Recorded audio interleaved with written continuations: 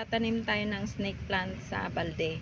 So itong balde na to, orokan ito. Pero nung COVID kasi ito nabili, so malamang kulang ito ng ingredients nila, yung pampatibay ng plastic. Ayun nabiyak sa gitna.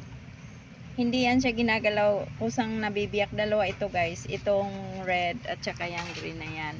So ang gawin, hindi natin siya itatapon kasi lang siya nagamit lang namin siya 1 month lang. Tapos sabi ko, ba't may tulo? Yun, umurong yung plastic at ayan, nagpo-form siya ng circle dyan. So malamang nung COVID ito ginawa, tapos walang bantay, wala yung may-ari. So kulang-kulang siguro ng ingredients para lang may magawa sila. Tinuloy-tuloy na nila kasi baka wala namang quality control nung time na yun. So ayan, nasasayang lang yung pera natin imbis na orokan ng binili para matibay. So siguro may factory defect. So yun, mas matibay pa na yung ibang binili ko na recyclable na mura lang. Ito kasi parang 180 yata or 200. So sayang lang. Pero that's life, ganyan talaga.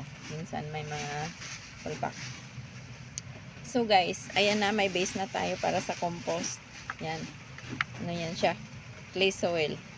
Pag maggawa kayo ng base sa compost, clay soil talaga. Kasi ang clay soil, matigas yan, di ba? So huwag kayong mag-base ng compost na. Kasi matagal siya malusaw ang ilalagay nating mga dahon. So lagyan na natin ng mga dahon. Ito ay mga namatay na halaman na cactus din. Yan. Lagay natin dyan. Kasi mahirap ang basura ngayon. Once a week lang dito sa lugar namin. Kasi magpapasko. Yan ang sakit ng basurero pag magpapasko. Nag-change sila ng kontrata. So yun, once a week na lang kapag bare months na. Minsan nga wala pang hahakot dyan.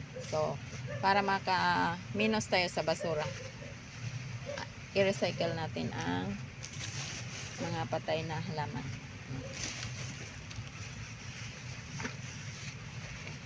So magtatanim tayo ng dito guys. Magtatanim tayo dito ng isama ko na yung aloe vera kasi ang dami-dami aloe vera. Malulusaw lang yan. Ang dami-dami natin itatanim na snake plant. Kinuha ko yan sa isang puno guys. Kasi na siya. Punong-puno na yung isang paso. So kailangan na siyang ilipat para manganak pa ng mga anak. Kailangan natin ng snake plant guys. Kaya pala ang daming snake plant sa yung mga makalumang baryo. Kasi nagbibigay pala ito ng oxygen sa gabi. Yan, mga dried na dahon ng saging, balat ng saging, mga uling. Sama na natin dyan.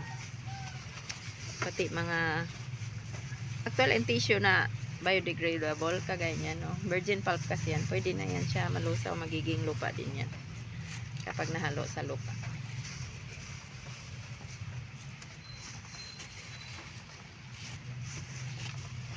So dahil nasa city tayo, tipid-tipid lang sa lupa.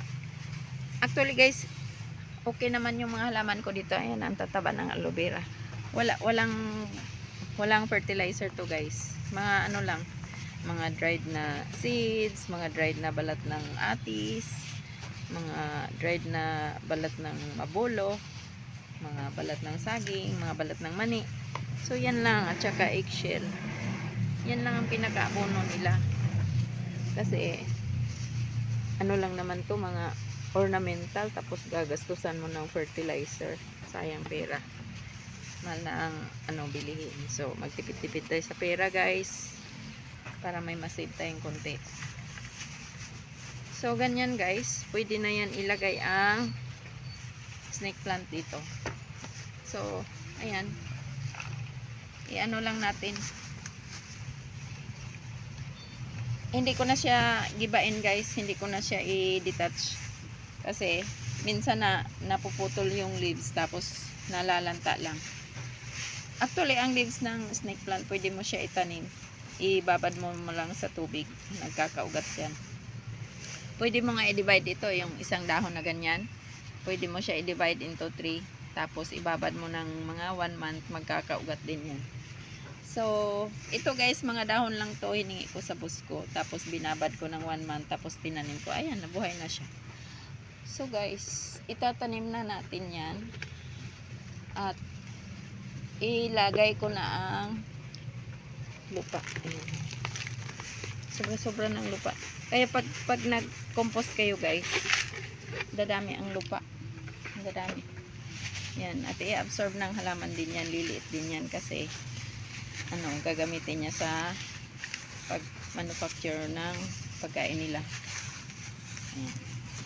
Kumakain din ang halaman guys. Nutrients nga lang. So, yan. Sipsipin niya ang nutrients dyan. Liliit yung lupa dyan.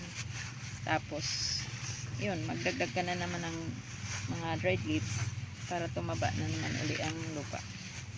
So, yan. Ayan guys. Tapos na ang ating pag-transfer ng snake plants. O, yan. Ewan ko ng variety ito. Ito yata yung millionaires na tinatawag. Hindi ako kabisado. Basta ang daming variety ng snake plants. More than 100 or maybe 1,000 yan. So, search nyo na lang sa libro. O kaya sa YouTube. Meron pa nga yung tsurang starfish niyan. So, thank you so much guys for watching. Tapos na ang ating pag-transfer ng snake plant.